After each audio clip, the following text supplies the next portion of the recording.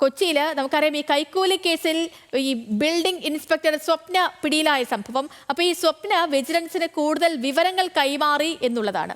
തന്നോടൊപ്പം കൈക്കൂലി വാങ്ങാൻ മുന്നിട്ട് നിന്ന 16 ഉദ്യോഗസ്ഥരുടെ വിവരങ്ങൾ വിജിലൻസിനെ സ്വപ്ന അറിയിച്ചു എന്നാണ് പുറത്തുവരുന്ന വിവരങ്ങൾ.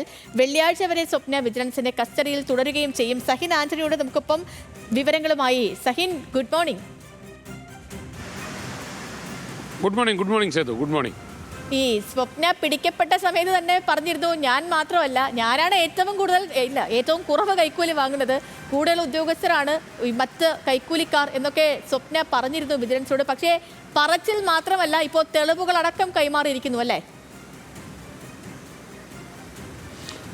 തീർച്ചയായിട്ടും സേതു, അങ്ങനെ തന്നെയാണ് കരുതേണ്ടത്. കാരണം സ്വപ്ന നേരത്തെ തന്നെ ഉദ്യോഗസ്ഥരെ അറിയിച്ചിരുന്ന ഒരു കാര്യമാണ്. തന്നോടൊപ്പമുള്ള ഒട്ടുമിക്ക ഉദ്യോഗസ്ഥരും വലിയ രീതിയിൽ കൈക്കൂലി വാങ്ങുന്നവരാണ്, താൻ കുറവ് കൈക്കൂലി വാങ്ങുന്നു എന്നുള്ളതായിരുന്നു. പക്ഷേ ആ കുറവ് കൈക്കൂലി നമ്മളെ സംബന്ധിച്ചിടത്തോളം അതൊരു ഭീമമായ തുകയായിരുന്നു. കാരണം ഒരു മാസം 3 ലക്ഷത്തിലധികം രൂപയായിരുന്നു ഈ കുറവ് കൈക്കൂലി എന്ന് പറയുന്നത്.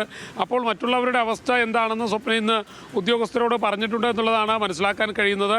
കാരണം 16 ഉദ്യോഗസ്ഥരെക്കുറിച്ചുള്ള വിവരങ്ങൾ സ്വപ്ന വിജിലൻസിന് കൈമാറിയിട്ടുണ്ട്. അത് തന്നോടൊപ്പം കൈക്കൂലി വാങ്ങുന്നതിന് മുൻപന്തിയിൽ നിന്നിരുന്ന 16 ഉദ്യോഗസ്ഥരുടെ വിവരങ്ങളാണ് സ്വപ്ന കൈമാറിയിട്ടുള്ളത്. ഇവരെക്കുറിച്ച് വിജിലൻസ് വിശദമായി തന്നെ അന്വേഷിക്കും. ഒപ്പം തന്നെ കൈക്കൂലി ഉപയോഗിച്ച് സ്വപ്ന വാങ്ങിയ വീടിൻ്റെയും സ്ഥലത്തിൻ്റെയും എല്ലാം വിവരങ്ങൾ വിജിലൻസ് ശേഖരിച്ചിട്ടുണ്ട്. ഇന്നലെ വൈകുന്നേരത്തോടെയാണ് സ്വപ്നയെ വിജിലൻസിൻ്റെ കസ്റ്റഡിയിൽ ലഭിച്ചത്. ഇനി വെള്ളിയാഴ്ച വരെ സ്വപ്ന വിജിലൻസിൻ്റെ കസ്റ്റഡിയിൽ തുടരും. അതുകൊണ്ട് തന്നെ വിശദമായി ഇവരെ ചോദ്യം ചെയ്ത് ഇവരിൽ നിന്നും കാര്യങ്ങൾ മനസ്സിലാക്കാനാണ് വിജിലൻസ് തീരുമാനിച്ചിട്ടുള്ളത്. എന്തായാലും അതിനുള്ള ഒരു നീക്കങ്ങളൊക്കെ വിജിലൻസിൻ്റെ ഭാഗത്തു നിന്നും ആരംഭിച്ചു കഴിഞ്ഞിരിക്കുകയാണ്. ഞാൻ നേരത്തെ സൂചിപ്പിച്ചതുപോലെ തന്നെ ശക്തമായ നടപടികളുമായി മുന്നോട്ട് പോകാൻ തന്നെയാണ് വിജിലൻസ് ഉദ്യോഗസ്ഥർ തീരുമാനമെടുത്തിട്ടുള്ളത്.